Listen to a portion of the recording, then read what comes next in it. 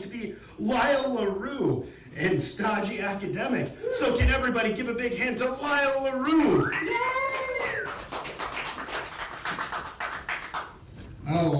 I guess I have to start off with kind of an answer to what they just said about the song. I know that when I first heard that song, I didn't hear Gangnam Style, I heard Condom Style. Yeah, there are a lot of songs that have misheard words in them.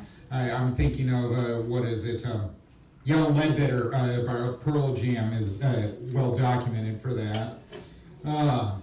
Yes, I often refer to myself as a stodgy academic. It seems to fit who I am, majoring in history at the University of Iowa and everything. But sometimes I realize that unfortunately some other nicknames are appropriate.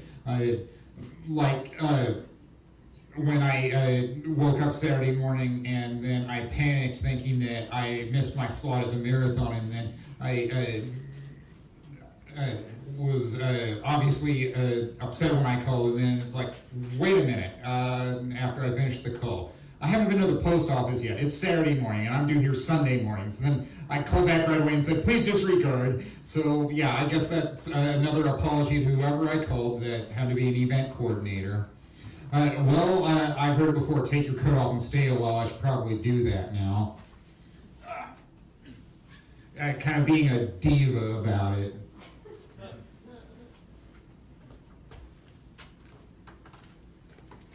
Yeah, we got tables, we should use them.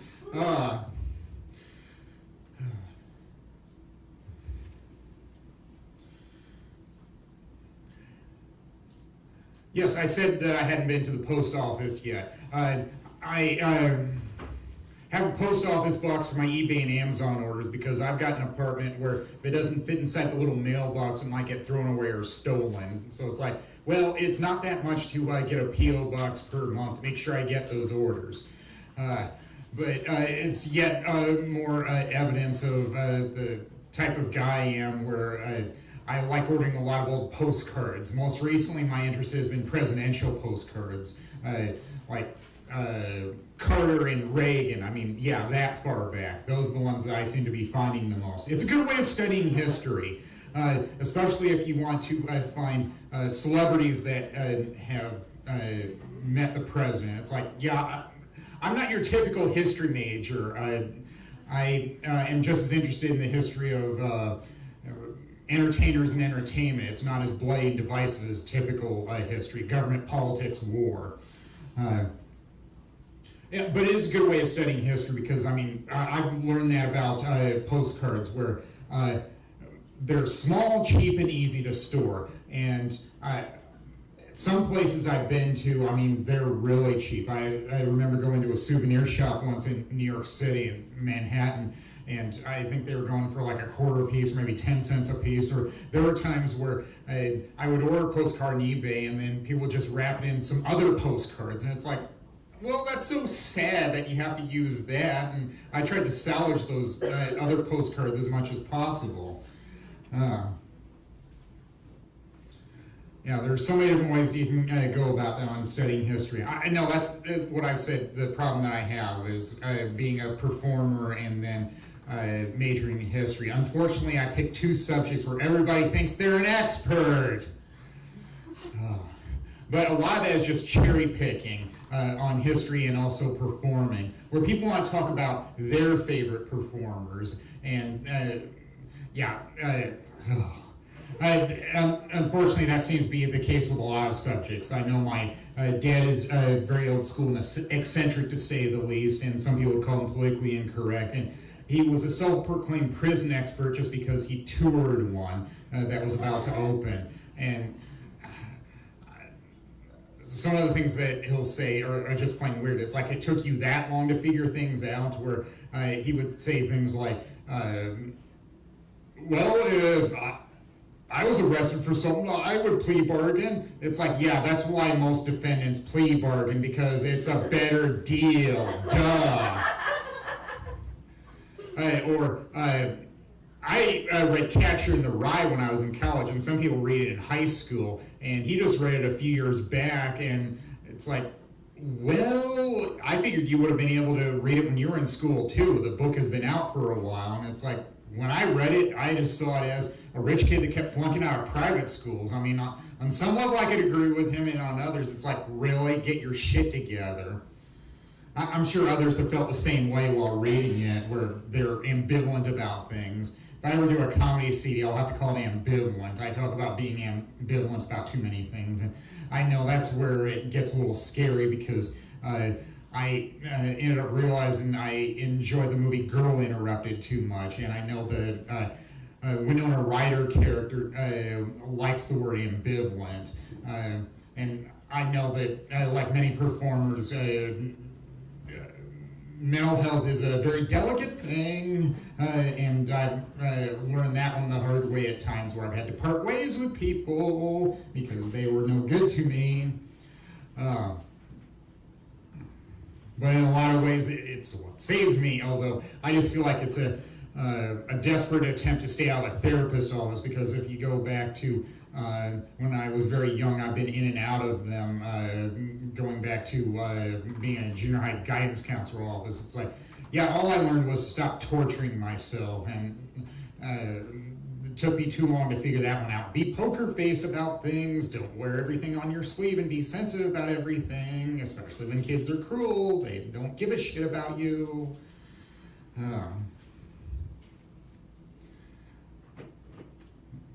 And yeah, now that reminds me of one of the things that I ended up doing today after I went to the post office. I don't have a printer in my apartment, so that means I go to the library for that. And I know that I was a little worried about emails I had seen recently about Google Plus going away, and it's like, well, I'm not sure what Google Plus is. All I know is that I have a blog and I sign into it through Google. And it said Google Plus was being shut down due to lack of use. And I studied a little more this afternoon, and it's like, it may just be a social media site that I forgot I even had, because when I looked it up, it said I had no friends on there. It's like, well, if they're going to shut that down, I don't give a shit. I'm already on Facebook and Twitter. I mean, I only care if it affects my blog, because if it's a case of that's being shut down, then I will have to go somewhere else with that. And hey, I kind of like sticking with what works, and I've been writing that blog since 2010, and it was all inspired by hearing about a bad decision made in my hometown in central Iowa, where my inspiration as a writer, Emerson Hoff, a Western writer who was friends with Teddy Roosevelt, and they named an elementary school in my hometown for him. And they made the unpopular decision of closing that school when they were trying to save money. And then a year after they closed the school, they found out they only saved $100 from that. And they may not have saved anything at all since there was a lawsuit related to it. And then 6 years after they closed it, they reopened it. It's like, I mean, who's in charge here, people? I mean, obviously the biggest savings were from laying off people. If you still use the building, there's still expenses involved with that, like utilities. And it's hard to do away with a building that's already on the National Registry of Historic Places. Doesn't prevent demolition, but people care a lot more about it once it's on there. Unfortunately, that seems to be true with too many of the leaders at any level in our country, where the best people for the job don't seek it, and it just becomes whoever wants to do it, and they're often shady people. It's like, such is life. Because there's a lot of things you have to deal with when you're in charge, and not all of them are fun. I know that's why my dad said he would never want to be a foreman, because he saw what it was like for the people that were his bosses. And it's like, well, I've seen that true with mine as well. They're in meetings all day, and then people will say, where are they? I need these sign-offs now. And it's like, well, it's not my turn to watch them. I guess you'll just have to wait till they come back. Can't believe why some people act so desperate about things. It's like, it's not a matter of life and death. People understand you just have to wait. I know. I don't always know how to do that. That's why I said I have a hard time watching myself on video. There are times where I have done that before I do this marathon because I love doing a set as long as I do here, but I do the same thing every time. It doesn't matter what video it is, like the YouTube videos from Camp Bar, which are much shorter sets, under 10 minutes. It's always, come on, hurry up and say it, idiot. I know what you're going to say because I'm you. That's always been my attitude when I watch myself on video. And it's also because my voice doesn't sound as good for real as it does in my own mind. I know that's what I've said about answering machine messages when those were the thing. My voice keeps slipping. I guess it's time for water. Or it reminds me of what I will say in interludes when I'm singing karaoke. Drink 'em if you got 'em.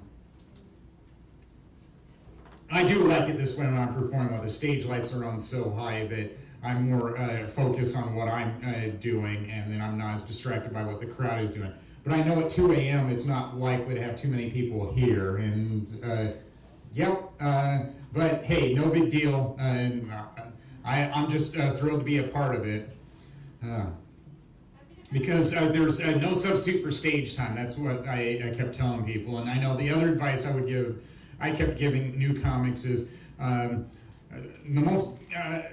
best way to get stage time is to get your own show and book yourself. And it's like, yeah, it took me too long.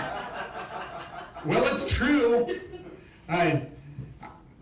I referred to the movie Mad Dog and Glory starring Bill Murray. He played a gangster that always wanted to be a comic, and then he realized the best way to do that was to buy a club and book himself. I finally tried to follow that advice more often, where I like being part of Fringe Festival, having a role because I got in free, and then being an usher because I could still get in free to shows. So then this year, I finally put in money for my own show, and I got waitlisted. And I'm not at the bottom of the wait list, but I'm close enough where I can see it. So I still like what I learned from that, even though it meant I had to pay some money to do that. I was surprised to find out that some of my fellow comics got waitlisted like I did. It's like, I didn't know they did fringe shows. I guess they just hadn't been picked yet in the lottery. I'm the type that likes studying as much as possible. I just don't like not knowing. I know sometimes people say to me, well, why do you care about things like that? It's like, just let me live my life my way, is what I tell people. I mean, it took me a while to see a Pee Wee Herman movie, but like many old movies, you can find them at the library. So it was in the past couple years where I found Pee Wee's Big Adventure there. I don't know why I kept missing it. It was probably on TV a lot, but my family also didn't have cable for a while either. And I was telling that to college roommates from suburban Chicago one time when I was at the University of Iowa, and their jaws just dropped when I was telling about all the conveniences that my parents decided not to have. The way they reacted, they must have thought that I grew up Amish. And it's like, no, we didn't grow up that primitive, although my family didn't have a microwave oven for a while because my parents were hicks from the sticks, and they didn't believe in a lot of modern conveniences. Well, when you get busy, it's nice to have that microwave oven. And I just went off on a tangent. I'm trying to remember where I was going with that. Oh yes, being left alone to enjoy what I do best. Yeah, Pee Wee's Big Adventure. I know that was basically the same message in that movie, where his bike got stolen, and most of the movie was about trying to get it back. And it's like, yeah, I'm that way too. If you just leave me alone with my simple pleasures, I'm happy. Hopefully most people understand that. If they don't, well, tough. I think Bugs Bunny was that way too. Just leave me alone with my carrots. And I don't know what it is for me, other than some of the things I've already talked about. I mean, I love baseball and history. I guess that's been the theme on some of the other postcards I bought on eBay, is those yellow Baseball Hall of Fame cards, postcards. And and even if people send me postcards, yes, I'm likely to keep them. I know that with the ones I bought off eBay that were postally used, I really like them because of all the things that people will say on the postcards. I mean, Chicago World's Fair 1933, it was kind of funny what some of the people would say about it then. No, it isn't such a great event. I mean, it's the Depression, people. I mean, you should be thankful that you had enough money to go, because I'm sure there were some people who couldn't. But unfortunately, some people don't always realize that, where they kind of have it fairly good. I don't know. I know that became my favorite area of history to study because of just things like the New Deal, that outlet agencies put people back to work. And it's like, well, you couldn't afford to waste anything. I mean, and unfortunately, people forget that very easily when times are good again. I don't know. I'm not the type of social commentary usually. My only social commentary is about my own life. Welcome to my silly little life, like that Pink song. I know one place I perform at, the MC will introduce me by saying that he's not responsible for what I end up saying. And it's like, well, why would you be? I'm the one saying it. And then he said that he hasn't understood what I've said for a while. And it's like, oh, you're just putting me on. I think that's what he said later on. Well, I mean, I was always pretty serious in my responses. So sometimes I'm a little slow on figuring that out. Like, my dad would say to me, yeah, if they didn't like me, they'd ignore me. But I mean, I just do what I do, and I do it for me, like the Sia song, Bird Set Free. If other people like it, great. And I'm still surprised when people find me after shows saying they really liked what I did. And it's like, oh, I mean, the Billy Joel song, Piano Man, they came to see me and forget about life for a while. So I guess I'm just a distraction. I didn't think from everyday life, I didn't think it was that big of a deal. But I mean, people keep proving me wrong about that. I guess that's the way I stay grounded. I know I wrote my aunt about that, who's an ordained minister in Wisconsin, when she sent me a birthday card this month and asked me if I was still doing stand-up comedy. I said, yes, but I'm doing just as much karaoke 6 nights a week. And I'm trying to get back that tangent there. Oh, yes, things like I have to get used to seeing some weirdos at the bars I perform at. And I said, but to some people, I probably am the weirdo. And I know I said one thing in particular about it, saying, well, yeah, I don't know why I do one thing in particular to stay grounded, where I'll revert back to the, oh, shucks, I'm just a shy kid from Newton, Iowa. And it's like, yeah, I'd be able to pull that off better if I was wearing a seed corn hat. I mean, I wasn't a farm kid, so I mean, I don't know why I say I'm still just a shy kid from there, because you can't be shy when you're a performer. You'll get eaten alive. It's not for the faint of heart.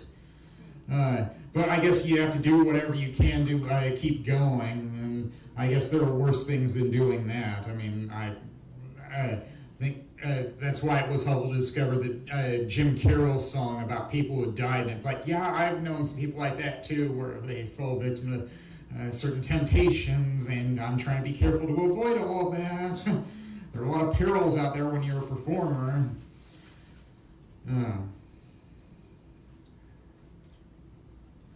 Well, I will buy most anything if it's Charlie Brown and Snoopy. That's another thing I like collecting. This week, it was a birthday book that I found at a Walgreen. Yeah, I say Walgreen. I leave off the S. That's another way I probably sound like a weirdo. But I mean, it's technically correct, because you'll see those archival wall postings in many of the stores that said it was once known as Walgreen Drugs. And even on the back of the packages, it will say Walgreen Company. So, I mean, that's another case of just let me have that one. I mean, we're too much about the possessive form of words in America. I've been to other countries like Canada, and I saw that about candy bars, where they will say Reese and Hershey. They leave off the S. So I don't know why we're so big on being possessive in this country. I'll probably have to study that as well at some point. I know sometimes I will buy books and then not read much from them. Like Bill Bryson, he's a writer from my home state, Des Moines, Iowa, and I know he has a book about the English language. That might be in there somewhere, what I just referred to about possession and such.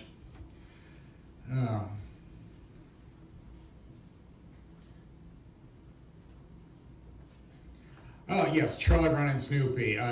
That's probably goes back quite a ways, different reasons as to why I'm big on that. I finished second at a reading contest in second grade, and I was upset about not finishing first. I don't know if I would have gotten a better prize than what I got. I ended up getting a Charlie Brown book, The Great Pumpkin, and I still have it. And there's still an inscription in there saying the Just for Fun reading contest, second grade, second place winner. Well, at that point, I think they just cared a lot that you want to read.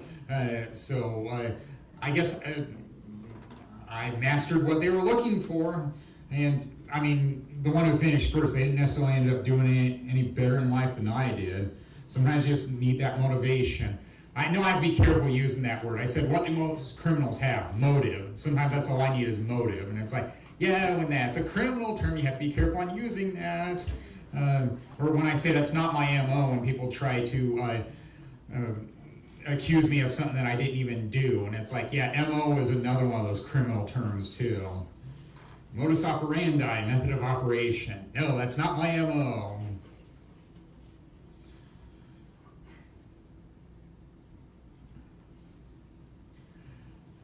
Well, I know that I can match wits with the best of them as a performer. I just like them able to do that. Where back in high school, I guess I couldn't do that as much, but it's like, oh, these people remind me of being in high school. I'm just smarter and better able to have the comebacks now. And just in the past week, I explained to somebody pretty well why I didn't like acronyms. And I felt that way for a while, but it really stemmed from ordering beer at one place I was performing at, and I ordered Pabst. I don't like saying PBR. But what happened? I didn't get Pabst. I got a Hams, I think. And it's like, there's nothing wrong with Hams, but that's not what I ordered. But now I say PBR because I don't want them to get me the wrong beer. And it reminds me too much of a lot of the jobs I've had working in offices in corporate America, where I've been around people who rifle through all these acronyms and look at me like I'm an idiot because I don't know what they're talking about. I don't do your job. I don't have to know all these acronyms. And you can change roles within a company or go to a different company, and then there's a whole new set of acronyms to learn. And people are satisfied with that answer. It's like, yeah. And then acronyms can have so many different meanings. On Facebook, somebody will say AMA. Yeah, Ask Me Anything is one definition of that, but not the only one. There's also against medical advice, and some of the things they probably do are if you're a performer.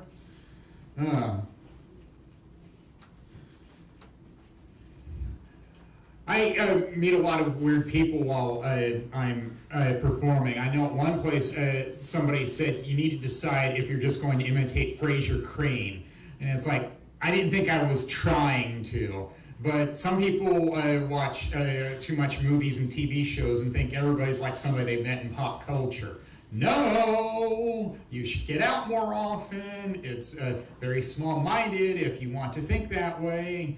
I mean, that's why I parted ways with one dude I thought was my friend in school. He was belittling me, always comparing me to stupid things like Charlie Gordon from Flowers for Algernon, or Gollum from Lord of the Rings, Rain Man, Forrest Gump. And it's like, yeah, I guess that's called gaslighting, where I didn't care because I thought that any attention was good because I was starving for friends. But I got smarter. And I don't care if he doesn't like how I blocked him on Facebook. I haven't seen him at class reunions. We aren't going to be friends again because I just wised up. It just took me longer than it should have. It's a little too late to do the right thing now. Yeah, that was a country song. That's very true throughout life.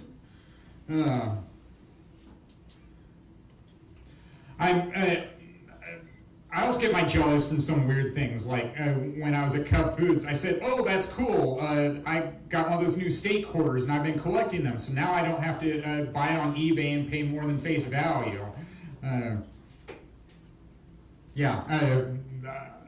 enjoy some of the simple pleasures more than other people would. It's like, oh, I know most other people wouldn't care, but hey, let me have that one.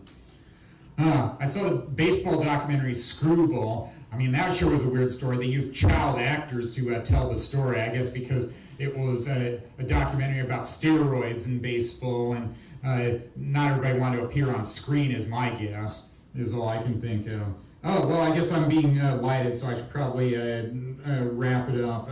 I look at me like a comedian. I'm thankful I made it here tonight after singing karaoke. So thank you, you've all been great.